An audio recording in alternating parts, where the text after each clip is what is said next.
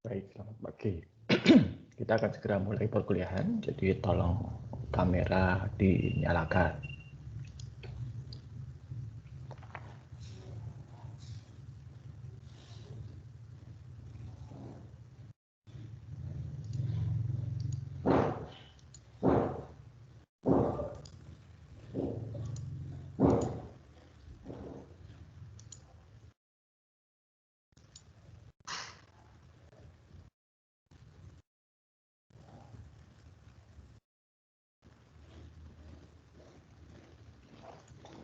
Oke, baik, terima kasih. Nah, tidak terasa kita sudah masuk di perkuliahan yang kedua sebelum terakhir gitu ya. Jadi nanti masih kita masih ada satu kali pertemuan terakhir minggu depan. Seperti yang sudah saya sampaikan, tugas Anda yang saya berikan, tugas kelompok ya, untuk Anda yang saya berikan setelah ujian tengah semester, itu nanti akan menjadi pengganti ujian akhir. Ya, jadi Anda satu kelompok harus menyerahkan laporan lengkap. Ya, laporan itu bentuknya proposal bagi pendirian ataupun juga permintaan dana ya untuk investasi bagi produk yang ataupun juga perusahaan yang Anda usulkan ya.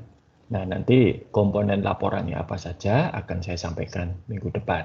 Tapi tentunya minimal itu berisi semua yang sudah Anda kerjakan dan Anda kumpulkan selama ini, tentunya dengan revisi-revisi yang diperlukan. Dan juga selama ini kan komponennya adalah dari berbagai tugas ya, yang mungkin secara tulisan itu belum nyambung. Jadi nanti misalnya anggarannya dengan desainnya itu kan belum ada ceritanya. Nah, itu nanti harus dijadikan satu dan diberi pengantar supaya itu menjadi satu dokumen proposal yang utuh. Itu ya.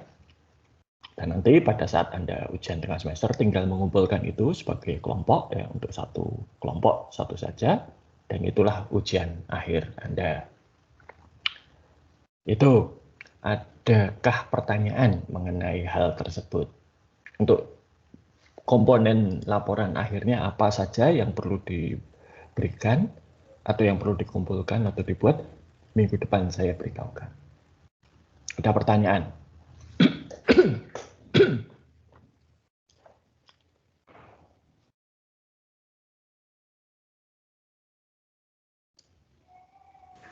Ada yang belum jelas? Saya ingin bertanya, Pak. Silakan. Yang tugas UAS itu yang sebelum UTS ini ya, kan Pak? Yang anggaran itu bukan yang setelah UTS.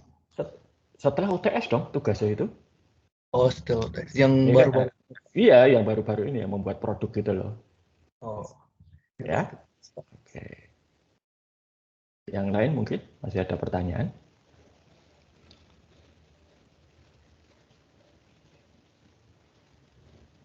Oke, kalau belum ada, tidak apa-apa. Nanti misalnya ada pertanyaan bisa diajukan melalui email atau Microsoft Teams. Oke, baik. Hari ini kita akan membahas topik, itu salah satu topik yang sebetulnya cukup banyak dijumpai di dunia bisnis, yaitu kooperasi atau kerjasama dan juga kompatibilitas. Anda tentunya tahu banyak perusahaan itu yang memiliki produk yang bisa dikategorikan sejenis gitu ya, dan tentunya kemudian bersaing di dalam merebut konsumen. Nah, kita bisa melihat bagaimana iPhone dengan Samsung Galaxy S misalnya atau Galaxy Note. Anda bisa melihat mobil gitu ya. Anda bisa melihat motor Yamaha, Suzuki, Honda itu saling bersaing pada pangsa pasar tertentu. Nah, namun di balik persaingan yang kelihatan mungkin kadang-kadang sengit, kadang-kadang sampai seru dan seperti kelihatan kedua perusahaan ini saling berseteru. Di balik itu sebetulnya terdapat banyak sekali kerjasama bisnis.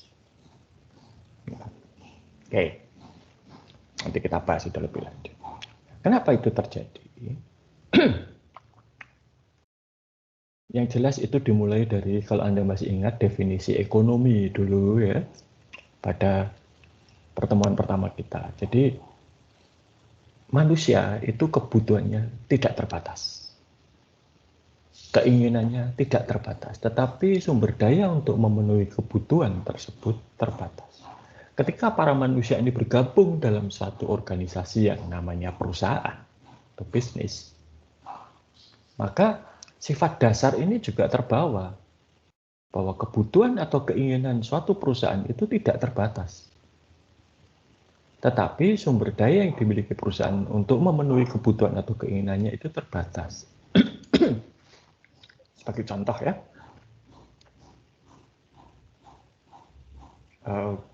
Apple itu menjual iPhone. Tetapi Apple itu tidak punya sumber daya untuk manufacturing iPhone itu sendiri. Mereka tidak punya pabriknya. Tidak punya, khususnya Apple itu tidak punya pabrik chip. Kalau pabrik perakitan mungkin mereka punya, tapi mereka itu tidak punya pabrik chip. Ya. Itulah mengapa kemudian Apple menggantungkan diri untuk pembuatan chip iPhone maupun juga sekarang yang untuk MacBook yang baru itu chip M1 itu kepada perusahaan lain. Yang juga tidak kelihatan di belakang layar itu adalah, atau di dalam iPhone itu sendiri ya. Contoh iPhone X. Harga iPhone X itu berapa? $1.000 dulu ketika diluncurkan. Setiap satu unit iPhone X itu terjual, Samsung itu dapat jatah sekitar $100. Ya, kok bisa? Karena di dalam iPhone X itu layarnya LCD touchscreen-nya itu buatan Samsung. Chip memori dan chip media penyimpanan, storage-nya itu buatan Samsung. Sehingga setiap satu unit iPhone X terjual, Samsung dapat bagian yang cukup signifikan. Ya. Maka ketika penjualan iPhone X itu ternyata tidak sebesar yang diharapkan Apple, Samsung juga kena dampaknya.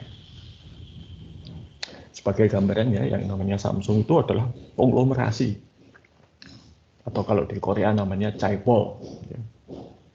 Jadi Samsung itu punya banyak anak perusahaan dan divisi. Yang jualan Galaxy S, Galaxy Tab itu adalah Samsung Mobile. Sedangkan yang jualan tadi LCD screen, lalu juga chip komputer itu adalah Samsung Electronics. Mereka masih punya divisi alat berat yang produksi traktor dan lain sebagainya. Mereka juga bahkan punya divisi militer kalau saya tidak salah. Dan Samsung itu termasuk salah satu industri pemain industri yang strategis di Korea Selatan. Anda ingat Korea Selatan itu bertetangga dengan Korea Utara ya. Dan secara resmi, secara formal, Korea Selatan dan Korea Utara itu masih dalam kondisi perang.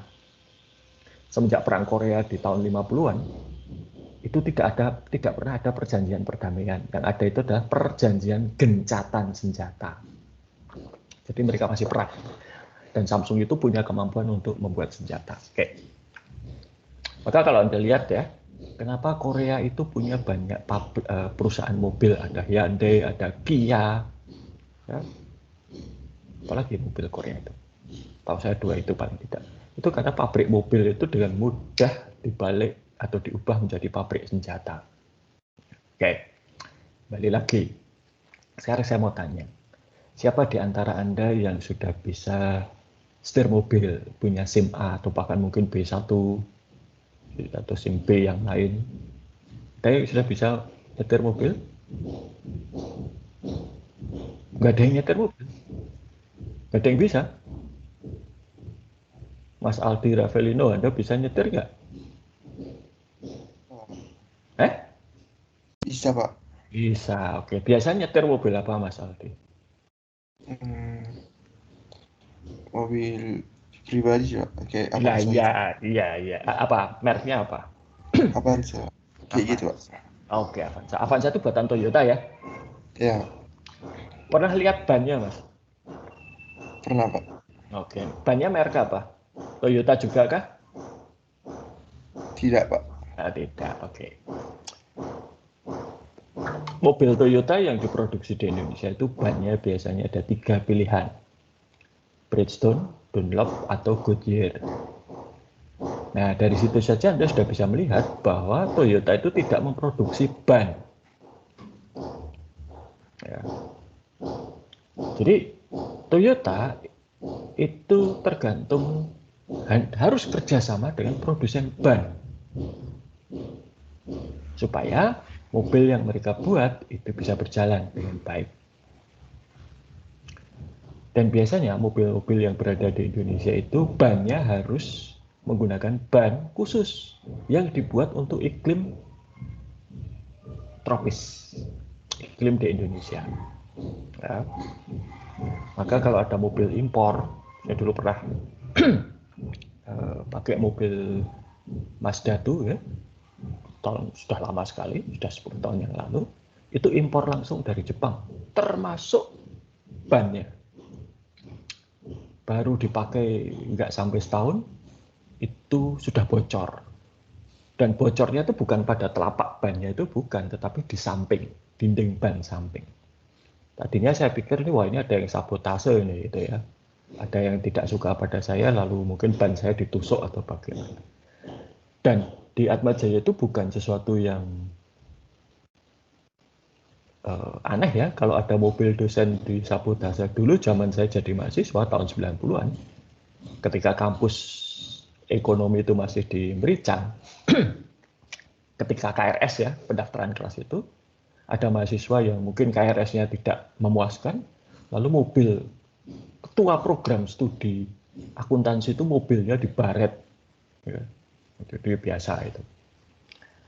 Nah, tadinya saya pikir begitu. Lalu kok kelihatannya juga yang lainnya sudah kondisinya kok tidak bagus, maka kemudian saya ban itu sudah bocor samping ya, itu bahaya kan, maka kemudian saya cari ban untuk diganti. Tapi begitu itu dibuka satu ban, saya ingat betul ban yang bocor itu kanan belakang. Begitu itu dibuka untuk diganti, di dalamnya itu sudah banyak serbuk hitamnya. Jadi bannya itu rontok dari dalam. Hanya semuanya saya ganti. Saya ingat betul karena untuk ganti itu gaji saya sebulan habis dan masih harus minta bongkar tabungan gitu ya. Nah, ternyata itu ban adalah ban yang khusus dirancang di Jepang. Begitu dia jalan di Indonesia, dipakai di Indonesia nggak kuat, gitu ya, rontok dari dalam. Nah, kayak kembali lagi ke tadi. Jadi perusahaan seperti Toyota ini butuh kerjasama dengan produsen ban. Demikian juga dengan yang lain-lain. Setidaknya kalau Anda itu punya usaha, Anda harus punya kerjasama yang baik dengan supplier. Supaya supplier ini mau memberikan pasokan barang atau jasa kepada Anda dengan harga yang layak.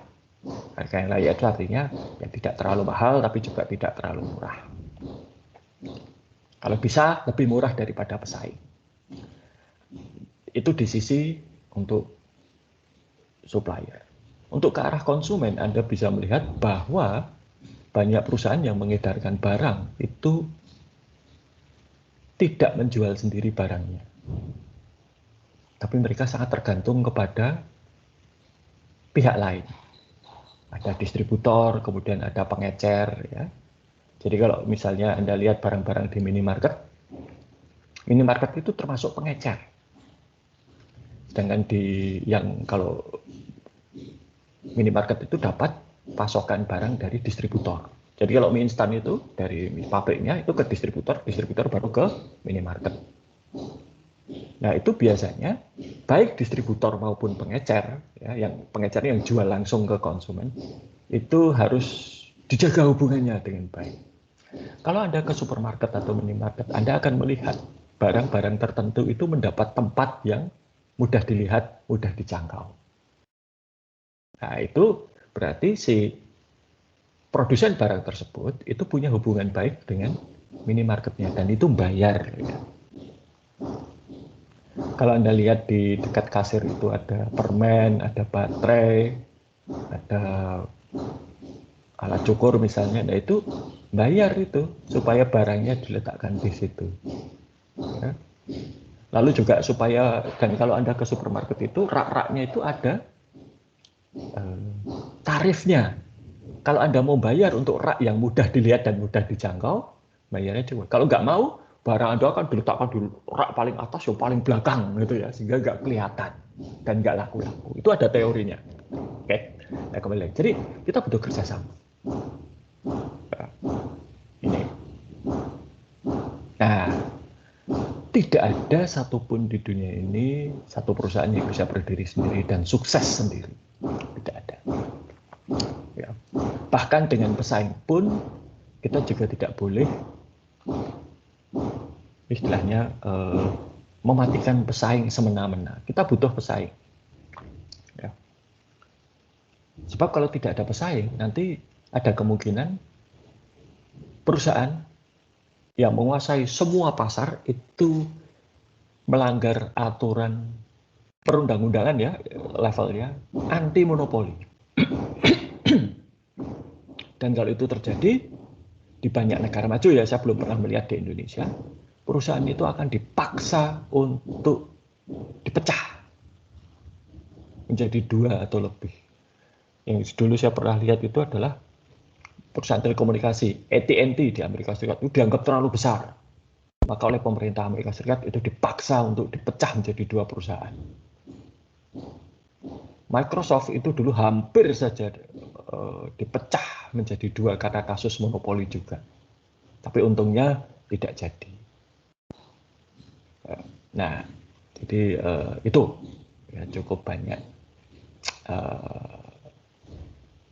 hal-hal yang tidak kelihatan terkait dengan kompetisi maupun juga kooperasi ini. Baik, saya akan share screen dulu. Oke, sudah kelihatankah ini? Bisa melihat slide-nya? Baik, terima kasih. Oke. Ya, jadi kalau kita akan terjun ke bisnis, jualan satu barang, kita itu perlu membentuk jaringan. Ya. Beberapa perusahaan misalnya itu harus membentuk jaringan dengan, ya tentu tadi sudah saya sampaikan, suppliernya. Kalau perlu buat kontrak, buat perjanjian kerja supaya para supplier ini bisa menjamin di masa depan kita akan dapat pasokan barang atau jasa yang kita butuhkan. Dan beberapa barang itu yang mungkin tidak terlalu kelihatan ya, itu pasokannya langka. Contoh, kalau komputer, hard disk, produsen hard disk di dunia itu tidak banyak. Atau komputer lah sajalah, chip komputer. Prosesor komputer itu kan tidak banyak pilihannya. Kalau tidak Intel ya AMD. Ya.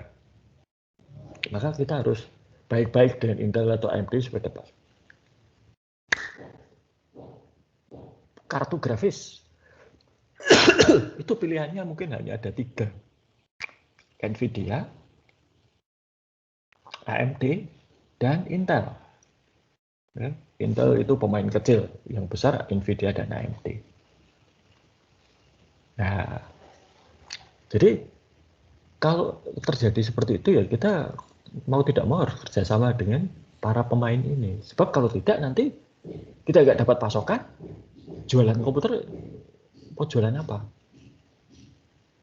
Komputernya nggak bisa menampilkan gambar di layar kan ya percuma, gitu ya. Ini, maka lalu nanti untuk mendorong atau menjual produk kita ke pasar kita juga perlu jaringan. Ya. Tadi yang sudah saya ceritakan, distributor, pengecer. Istri saya itu bekerja untuk perusahaan FMCG, fast moving consumer good, makanan dan minuman. Harus tahu betul. Kebetulan istri saya itu jadi di tempat istri saya itu ada 3 segmen. Restoran, kafe, dan hotel. Kemudian modern trade itu minimarket, supermarket itu, dan pasar tradisional. Nah, istri saya itu masuk ke pasar tradisional. Nah, ini lebih sulit. Kalau yang modern trade itu kan tahu supermarket itu kelompoknya Hero, kelompoknya Superindo, kelompoknya Maret itu, ya. Nah, tapi kalau pasar tradisional itu istri saya harus mengidentifikasi. Misalnya di daerah Solo, itu siapa pemain besarnya.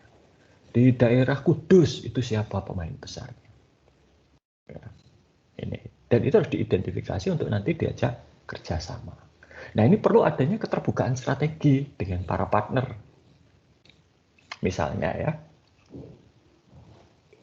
istri saya sering sekali dari kantor pusat dapat program promo. Jadi misalnya beli 2 gratis 1, beli 3 gratis 1, gitu kan.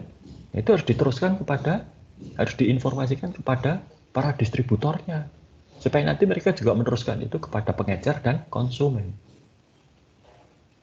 Saya ada program undian, ya, kadang distributor itu dapat undian kalau bisa menjual sampai sekian nanti dapat emas berapa gram. Kalau menjual sampai sekian dapat apa. Ada kemarin juga program kalau para distributor ini pengen beli kendaraan untuk mendistribusikan produk ke pengecer gitu ya. Itu dibayari. Jadi kalau kredit motor atau mobil, pickup gitu ya, atau truk, itu boleh dibayari selama mereka bisa mencapai target. Jadi bisa targetnya 10.000 per hari, mereka mencapai 10.000 ya bayari kredit mobil dan motornya.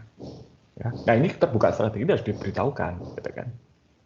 Kemudian juga nanti kalau migrasi dan kita lihat ya dan strategi tadi. Jadi pertama ini kita harus tahu siapa musuh dan sekutunya. Siapa tahu pesaing kita.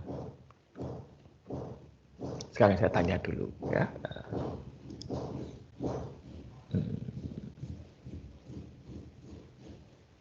Mas Nasa Baltasar ST. Wah, ini sudah sarjana teknik ini ya. Oke, Mas Nasa. Panggilannya apa, Mas?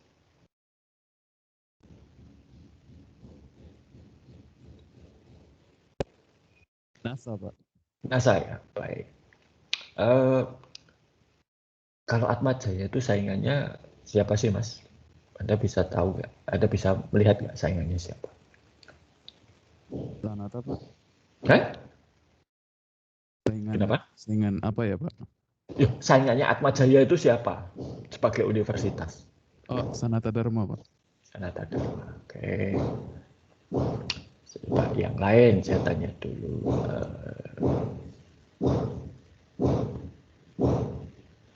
Mbak Diah Yelita. Putar-putar. Mana ini? Iya, Oke. Kalau saingannya Atma Jaya itu siapa, Mbak? maaf Pak, gimana? Kalau saingannya Atma Jaya, UAJ ini saingannya siapa? Dosen, Pak. Saingan kok dosen? Maaf, saya kurang dengar, Pak. Saingannya Atma Jaya itu siapa? Pesaing, Oh iya, kompetitor. kampus lain, Pak. Iya, kampus lain itu yang mana? Apakah Akakom misalnya? Atau Universitas apa? Sebut nama aja nggak apa-apa. Universitas Kristen Duta Wacana, Pak. Oke. Gampang kok kalau mau melihat saingannya UAJ. Dulu ketika Anda akan masuk ke Atma Jaya, yang Anda pertimbangkan untuk dipilih ada berapa universitas. Itulah pesaing Atma Jaya. Gampang toh? Iya, Pak. Ya, tentunya kita tidak bersaing dengan misalnya akademi kebidanan, itu kita nggak bersaing lah, gitu ya. Kita tidak bersaing dengan akademi TNI Angkatan Udara misalnya. Gitu. Tapi yang tadi Sanata Dharma, kita tidak bersaing dengan Oxford University ya, jelas tidak bersaing. Mesti kalah soalnya gitu kan. Nah, jadi harus mengenali siapa. Kalau kita salah dalam mengenali pesaing, apa yang terjadi? Strategi kita bisa salah. Ya. Dan pesaing ini itu banyak sekali bentuknya. Tidak mesti perusahaan lain yang bekerja pada bidang yang sama atau yang beroperasi. Jadi kalau misalnya nih saya beri contoh ya. RCTI itu pesaingnya siapa? Kalau dulu secara tradisional mungkin SCTV, TV One, Trans TV dan lain sebagainya. Tetapi ternyata sekarang ada pesaingnya RCTI yang mampu merebut kue besar penghasilan mereka, yaitu apa? YouTube, TikTok gitu ya, sosial media yang bukan TV, bukan perusahaan media massa. Nih. Jadi kalau sekarang kita melihat pesaing itu harus dilihat satu, tentunya siapa yang beroperasi pada bidang usaha yang sama. Dua, di dalam ilmu ekonomi itu ada, kalau Anda masih ingat saya pernah, itu ada yang namanya produk pengganti atau substitusi. Itu tadi, orang menikmati acara TV sekarang bisa tergantikan oleh YouTube. Anak saya tuh ya sudah nggak pernah, jarang sekali nonton TV sekarang. TV di rumah itu oleh dia dipakai untuk nonton streaming, tidak lagi acara TV. Ya. Nah, ini. Jadi seperti itu. Oke, kita kembali ke ini ya. Jadi harus tahu musuh kita siapa, kawan kita siapa, gitu ya. Nah, masalahnya juga kawan dan lawan di dalam bisnis itu bisa berubah sewaktu-waktu. Oke, nanti kita contohnya saja Apple dan Samsung. Dulu Apple dan Samsung ini murni sebagai mitra bisnis. Samsung memasok komponen untuk Apple dan beberapa produk Apple itu juga jadi ketika akan membuat iPhone misalnya, Samsung itu harus beritahu, Apple itu harus memberitahukan kepada Samsung. Nanti saya akan bikin handphone layarnya begini, spesifikasinya ini, saya butuh chip ini. Sehingga Samsung itu tahu persis ketika iPhone itu akan mulai diproduksi, spesifikasinya bagaimana. Nah, kemudian Samsung terjun ke dunia smartphone dengan membuat seri Galaxy. Dan yang kemudian jadi masalah adalah Galaxy S2. Sudah sekian tahun yang lalu ya, Galaxy S2 itu oleh Apple dituduh mencuri desainnya iPhone. Ya, sampai ke pengadilan gitu ya. Kasusnya berat. Tuh. Lalu bagaimana menarik sekutu dan bekerja sama dengan mereka? Apakah kita perlu standar terbuka? Masih ingat ya pembahasan standar. Ya. Lalu bagaimana kita bisa memilih sekutu atau teman bisnis, partner bisnis, tapi ya jangan sampai mereka menohok rekan seiring. Ya. Jangan sampai mereka nanti ya seperti Samsung tadi, tiba-tiba bisa membuat sendiri lalu ya pecah kongsi. Dan seterusnya. Ini. Nah, pemain besar itu biasanya tidak suka jika ada standar teknologi baru yang muncul. Ya. Microsoft itu sangat terkenal di sini. Dulu mereka tidak suka terhadap Linux dan Java. Kenapa Linux dan Java itu open source, ya. Dengan sederhana bisa dikatakan gratis. Itu mengancam Microsoft. Maka udah ya sampai kemudian waktu itu Steve Ballmer, direktur utamanya Microsoft, mengatakan Linux itu seperti kanker. Ya. Nah, tapi ternyata sekarang di bawah kepemimpinan Sundar Pichai, gitu ya, Microsoft ini merupakan kontributor Linux yang cukup besar. Bahkan dari Windows 10 pun sekarang sudah ada komponen Linux di dalamnya. Dan Microsoft Azure itu juga punya banyak komponen Linux di dalamnya. Ya. Jadi yang dulu lawan sekarang menjadi teman. Dulu teman, sekarang sekarang jadi lawan. Itu biasa di dalam bisnis. Ya.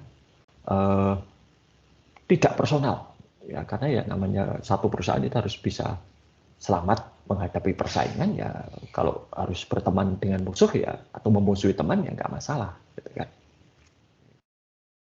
Nah, standar itu meningkatkan kompatibilitas antar produk dan teknologi. Contohnya apa? Kalau sekarang ada standar Wi-Fi, berarti semua perusahaan pembuat perangkat Wi-Fi bisa mengikuti standar itu, sehingga misalnya ya router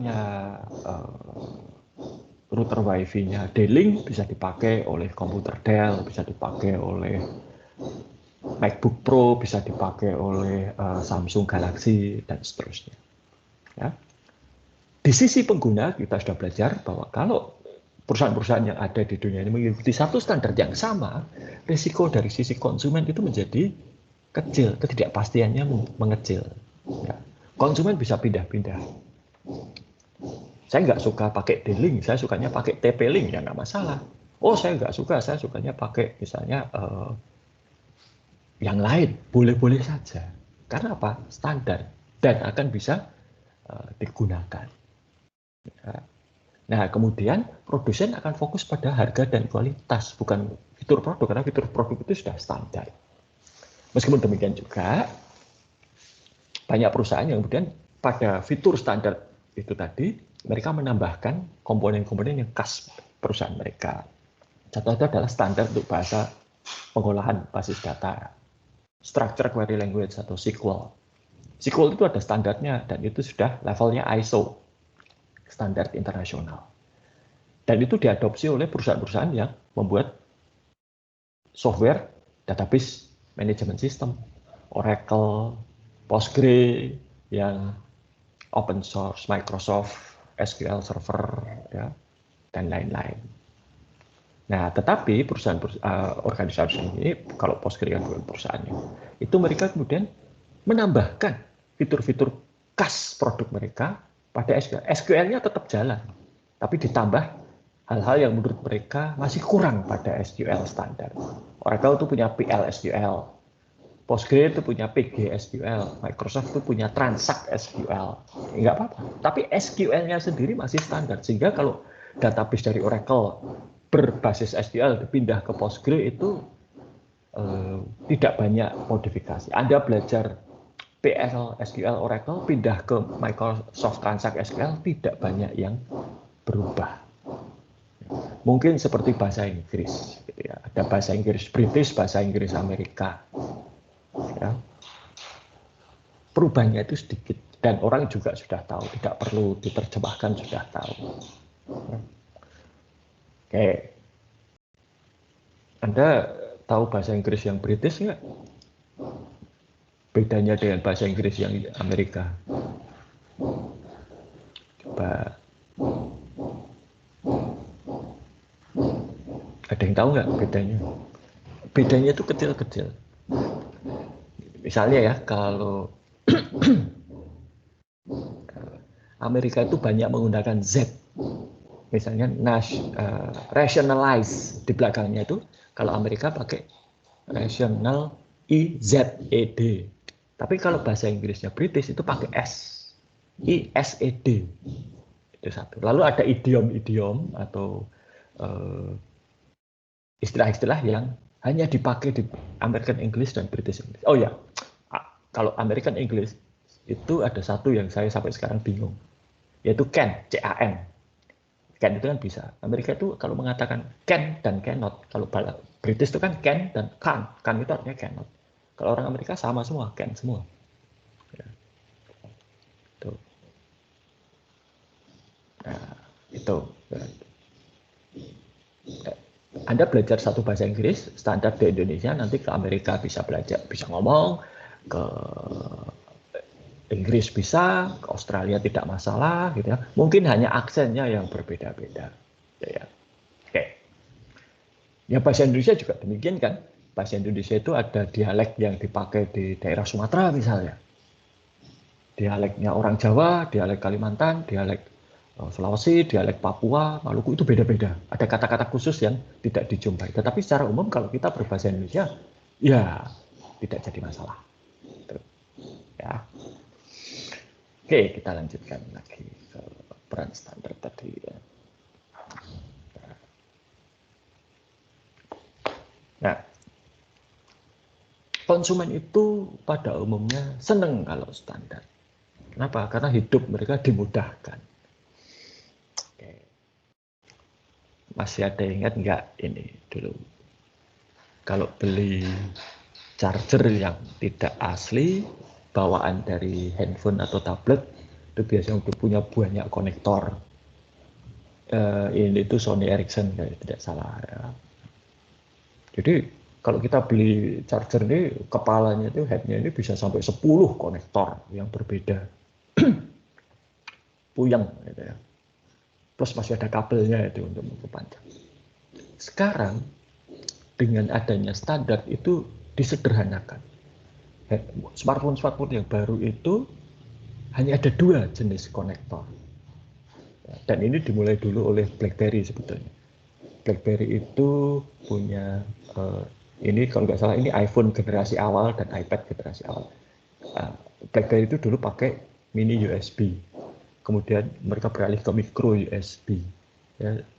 Dan kemudian sekarang kebanyakan handphone baru itu menggunakan USB-C. Apple itu dulu pakai ini, kemudian beralih ke Lightning. Dan konon katanya sekarang sudah dipakai di MacBook Pro, itu mereka akan pakai USB-C juga. Saya nggak tahu apakah nanti iPhone yang baru itu pakai USB-C atau tidak, tapi katanya arahnya. Sehingga nantinya apapun handphonenya, bahkan laptop, itu semua akan menggunakan USB-C. Sekarang MacBook Pro itu sudah chargingnya, jadi kalau ngecas pakai USB-C. Laptop istri saya dari kantor tuh Lenovo ngecas pakai USB-C. Dell yang baru itu juga USB-C. Jadi satu charger saja bisa untuk laptop, bisa untuk tablet, bisa untuk smartphone. Nah, bagi kita yang konsumen ini menyenangkan. Kenapa? Belinya kabel satu saja, charger satu saja yang cukup besar untuk ngecas semua. Selesai, nggak perlu banyak. Dulu kalau pergi-pergi ya, saya tuh harus bawa ini banyak ini. Ya. Nanti kabel, ya nggak banyak sih, kabel untuk smartphone sendiri, untuk tablet sendiri, untuk laptop sendiri, gitu ya. Macam-macam. Nah, lalu bagi petahana-petahana itu yang menguasai pasar sekarang, apa pilihannya? Mereka bisa memblokir kompatibilitas produk dengan standar baru. Jadi mereka membuat standar sendiri. Atau ini yang dilakukan oleh Google, ya, itu mereka membuat standar, tapi tidak mereka kuasai sendiri. Standarnya Google itu kemudian diajukan ke Badan Standar Dunia. Nah, ya. Jadi mengapa Google itu menyambut HTML5 dengan baik?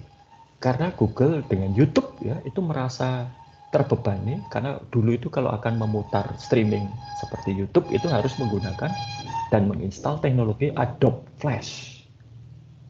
Dan Adobe Flash itu banyak kelemahannya, banyak celah keamanannya, dan Google tidak suka kalau itu tergantung pada satu perusahaan. Maka kemudian Google juga berkontribusi pada HTML5, ya, dan ini kemudian diratifikasi oleh World Wide Web Consortium untuk menjadi standar. Dan ketika standar itu diratifikasi, resmi diadopsi oleh WTC, Google mengimplementasikannya ke YouTube. Dan sekarang kita bisa menikmati YouTube langsung dari browser tanpa perlu Adobe Flash. Ya. Nah, maka baik kalau misalnya standar itu kebanyakan dilakukan oleh institusi, misalnya oleh IEEE yang non-profit dan netral, gitu ya.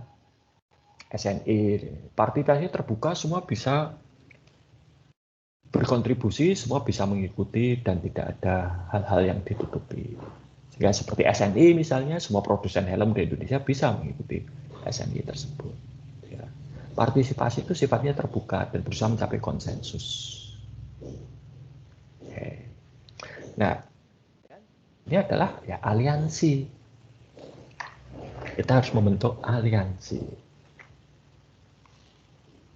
Misalnya aliansi, ini yang terjadi dengan Google. Google itu berkepentingan supaya Android ini menjadi laris, gitu ya. Maka mereka memberikan Android ini secara khusus. Secara terbuka. Ya.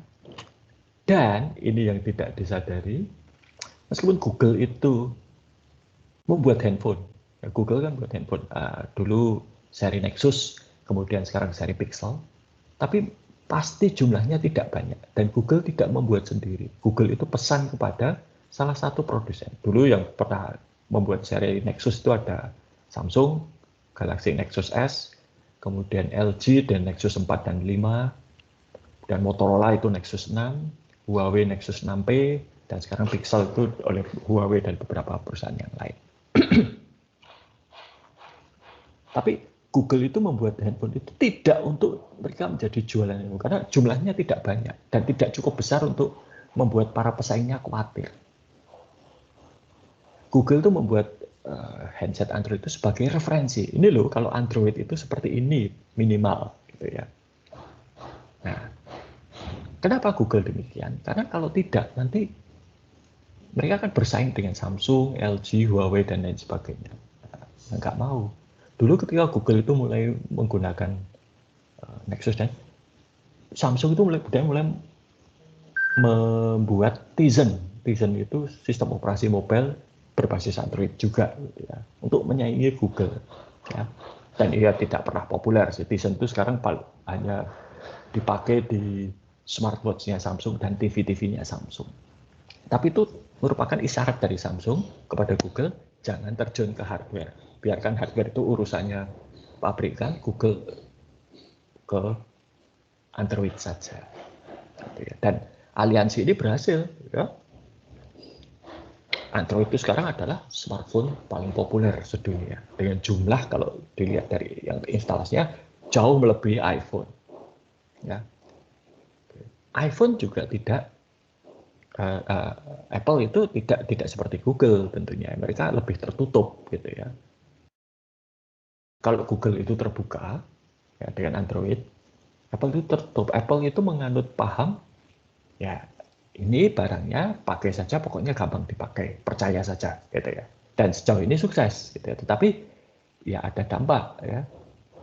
Variasi produknya tidak banyak, mungkin juga kapasitas produksinya tidak besar.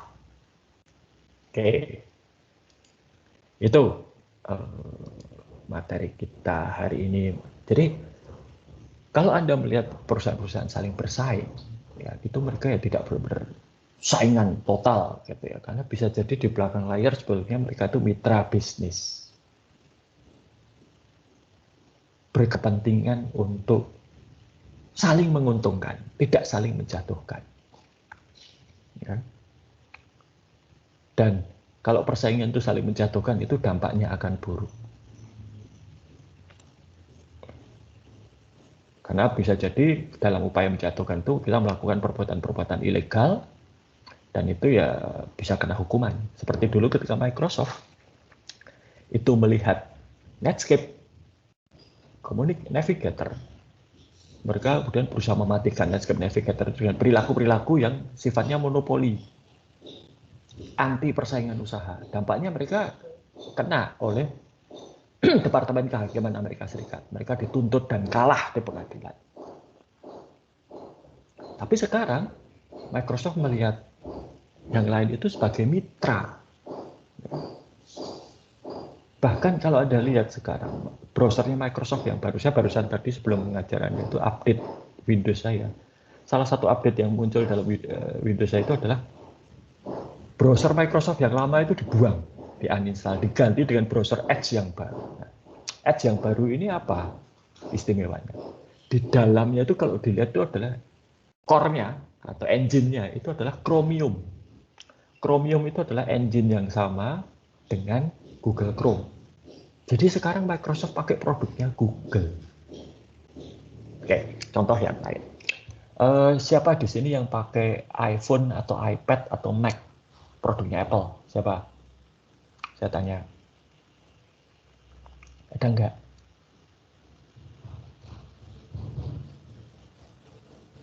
Nggak ada? Wah. Oke. Ya sudah, kalau tidak ada atau tidak mau ngaku ya nggak apa-apa. Saya pakai produknya Apple itu dulu saya pakai MacBook, tapi semenjak yang 2015 tuh saya kecewa dengan mereka dan kompatibilitasnya buruk sekali. Saya balik ke Windows. Tapi masih ada satu yang saya pakai produknya Apple yaitu iPad. Karena tablet terbaik tetap menurut saya iPad. Nah, Samsung Galaxy Tab itu tidak terlalu bagus. Nah, kalau Anda pakai produknya Apple, Apple itu kan menyediakan layanan iCloud. Tapi yang seperti saya katakan tadi, Apple itu sebenarnya sumber dayanya tidak banyak. Dan mereka tidak punya sumber daya untuk menyelenggarakan layanan cloud. Mereka nggak punya cukup server untuk menghandle sekian juta pengguna iCloud. Lalu bagaimana? Kalau Anda buka di belakang iCloud itu, di situ ada dua vendor, yaitu Google Cloud dan Microsoft Azure. Dan itu diakui secara terbuka bahwa di belakang iCloud itu penyedianya itu adalah Google dan Microsoft. Nah, dalam hal ini, meskipun kelihatannya Apple itu bersaing dengan Google di Android, bersaing dengan Microsoft di Windows dan macOS, tapi ternyata mereka itu juga mitra bisnis. Google itu bayar Apple supaya apa? Untuk iOS di iPhone dan iPad, default atau mesin pencarinya itu yang dipakai adalah Google. Microsoft itu berkepentingan supaya Office-nya bisa dipakai di Mac. Meskipun kalau Office untuk Mac itu menurut saya tidak sebaik Office yang di Windows. Ya, yang kelihatan sekali di Excel-nya itu. Tuh. Oke, sampai di sini apakah ada pertanyaan? Ada yang perlu diklarifikasi?